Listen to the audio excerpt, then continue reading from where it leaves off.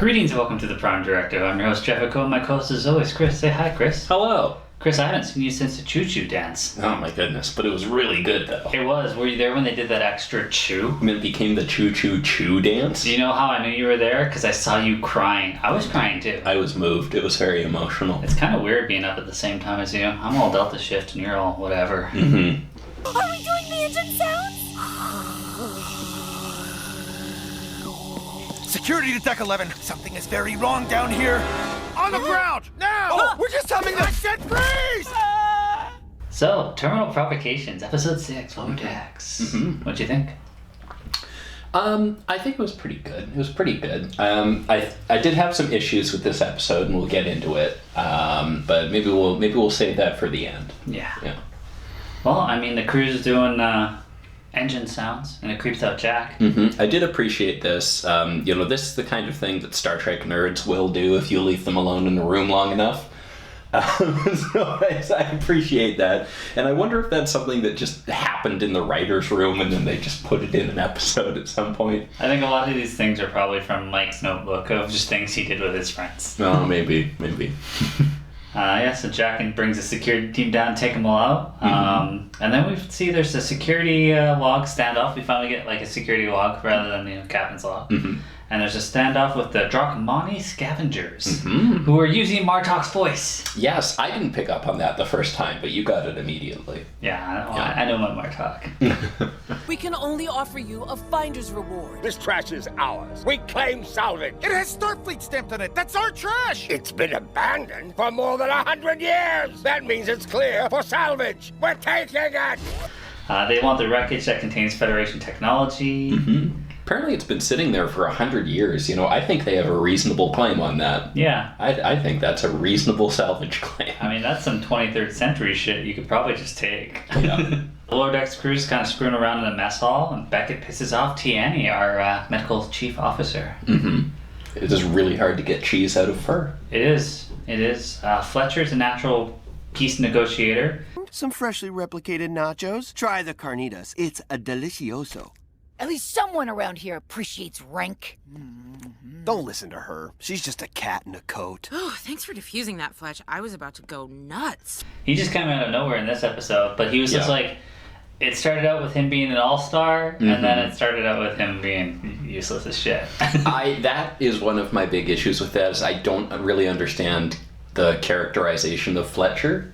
Was the core supposed to, did it make him dumber or angrier or something like that? But it was pretty dumb to try and plug himself in there to begin with. Yeah, that was my exact thought. Because he's being presented as super competent, and he's a great guy, and he's smart, and he can do all these cool things, and then he just fucks up and compounds the fuck up, and I'm like, what kind of guy are you showing me? And then everything after, he's just like, let's blame it on this, let's do this, I'll take you down. Mm-hmm. He's a bit of an issue. Yeah. Sam and Tendi, they go to the holodeck because Tendi's never done a spacewalk. Mm-hmm. They just marked her and gave her a B anyways. Yes. That's a good plan, but by the end of this, still didn't get the spacewalk. No. Well, she was pretty good when she was dodging the homicidal Clippy. Yeah. And I do, homicidal Clippy, whatever issues I had with this show, I think that was great. Is Clippy supposed to be badgy? Yes. Okay. No, look, it's Microsoft Clippy, that's what it is. Get off me! He's corrupted! Can I teach you a lesson? Homicidal Starfleet Clippy, that was beautiful, and I loved that whole sequence. It was great. Yeah, I would have liked a little bit more of my Bajoran scenery marketplace. Mm-hmm. And they could have just rip that guy's head off. Yeah, they could have gone to other places too. I was just like, oh, this is like a good opportunity to, rather than just say all the references, which they did. Yes, this is not just a place to talk to Moriarty or Shakespeare or Einstein. Yeah, I was just like, oh yeah, Da Vinci too, Janeway. But got to see Gimli and Voyager. I was just like, they should have gone to other locations. And eventually they do, they fight him in the snow. Mm-hmm. Snap his neck. Mm-hmm. A little badge neck. Yeah, a little badge neck. Because, Drachmani, they reversed the the tractor beam to launch shit at them, which I liked. Mm-hmm. That was cool. I don't know if we've actually seen that. Yeah, I don't think so. That might be new. Maybe to like, get something out there. I feel like probably didn't happen in the episode I'm thinking, but remember that like alien creature, and they're like reversing polarity, the sour to milk and that. But like, okay. There's definitely been like a time where they've pushed something away. Oh, that was in that the episode where they were repeating the same day, and they kept trying to push it away with the tractor beam. I feel like even Wesley did that with his mini tractor beam model that he used for the main tractor beam to buy them a little extra time. Okay, I remember him setting up a shield, but I don't know if he pushed. Yeah, they launched the ship into like some like asteroid or something to slow it down. All right, well nerded. Yeah. Good job. So the captain's avoiding, she doesn't want to have a confrontation with him. Mm-hmm. She actually did pretty well. She exhausted all her options before it came down to a firing match. I think she was really bad, though, because the ship was out of shields, weapons no longer working, so she just didn't fight, which that didn't seem competent to me. Okay. And then I love the call from the Martok's voice to be like, I thought you said this trash wasn't worth fighting for. We're not fighting! Avoiding damage is fighting! We can talk this out! You! I think that might have been my favorite line was, "Please let me shoot their warp core. I have been very good this month." This guy is Worf. Security chief had a lot of good stuff on him. You can't hurt me, father! I'm sorry I yelled at you, son. I was just trying to impress Tendi. I mean, look at her. She's so cute. Sam, he beat the shit out of Badgie, which is what caused him to go homicidal, because he wanted to impress Tendi, because she's cute as hell. Yes, she is. She's adorable. I said this after like the first or second episode. If we ever see Rutherford in a combat situation again, and he doesn't just immediately dispatch whatever the issue is, I'm going to call bullshit. And I'm calling bullshit because he did not use his combat mode on his little implant there. Yeah. He even got stabbed. Mm-hmm. It's pretty brutal. Yeah. Set it to he would annihilated him. Yeah. Problem over in 5 seconds. Yeah. There was a few mentions of the Q in this one. Mm-hmm. And we know from the mid-season trailer that we are going to be getting John Delancey as Q in some capacity at some point. Yeah, I still couldn't find that trailer, Chris, but I did see the picture. Okay. Do we have to get him promoted? You know what they say. Keep your friends close and your enemies way the hell somewhere else. Whoa, the Titan. Isn't that like your dream gig?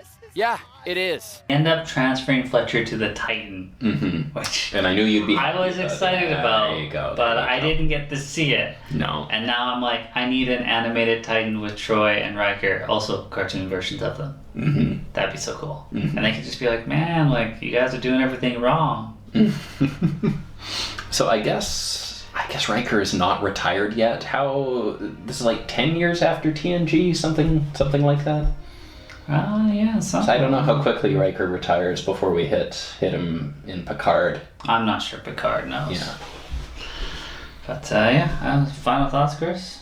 Final thoughts. I really liked what they were doing with, I'll say, our established characters. Rutherford and Tendi are doing great. Even the bridge crew was good, and I liked how Mariner and Boimler, we haven't really talked about them so far, but they were getting along well and they were working together, and it was good. Other than the new guy, I don't know what he was supposed to be. It almost feels like it was two different characters at some point, and then they got mushed into the same guy. Disaster averted. Wait, is it drifting towards the Drukhmani? No. We are so getting fired for this. I guess the plot was a little weird. I also don't know what we're doing with the core now that we've launched it out there. Like, that thing is just going to keep going, but we don't seem to care. Yeah, like, it damaged the vessel, didn't blow it up, but, like, it feeds on technology, and there's so much technology out there, so this seems like a problem that would continue, but the episode just ends. And it's like, for me, they didn't really finish anything they started in this. Like, Tendi's spacewalk wasn't like really finished, but like, if they had ran around a bit and be like, oh, like doing this, and then she's like, thanks, I'm now confident at the end of the episode, that would make sense. I was so disappointed in like just like the shields, weapons all offline. That's terrible, Captain Dean. And then just things not being wrapped up. Mm-hmm. I felt that was the case in this one, Okay. other than Fletcher getting fired for throwing things into the warp core because they're gonna burn up anyways. Yeah, it's fine. Yeah. I mean, like, yeah, matter is matter. It's all good. Recker's like, you ain't dirting my engines. Yeah, I really did want to see a little bit of Riker. If you're Like- gonna name drop the Titan, give me some Riker. So you saved the ship, then they trapped you to like the top ship, I guess. Mm-hmm. Like that is. That was Boimler's dream ship, so maybe we'll see the Titan again. Yeah, hopefully. Mm-hmm. They'll have like Titan uniforms too. Mm-hmm. I even know how they're gonna look. They're gonna look like Geordi wears in Star Trek Online, with all the white and just the color stuff. It's more fun when I think of the episode. When I finished it, I was kind of disappointed with it, but the more I think about it, there were some good funny parts to it that I liked. Yeah, I think the humor was on point. Probably the weakest one for me. Mm. I mean, how do you beat Ascending, and how do you beat your USS Vancouver? I mean, Yeah. it was epic. Yeah, I did like I said, I did like what we did with the characters, but the plot was a little weaker, I think, for this one. Next week we got a good boy, Chris. I am excited for everything I've seen about that dog so far, and I hope it's not just a gag. I hope that's the whole episode. Yeah, Mm-hmm. very possible. I can't wait for Q to show up. All right, well, as always, thanks for watching.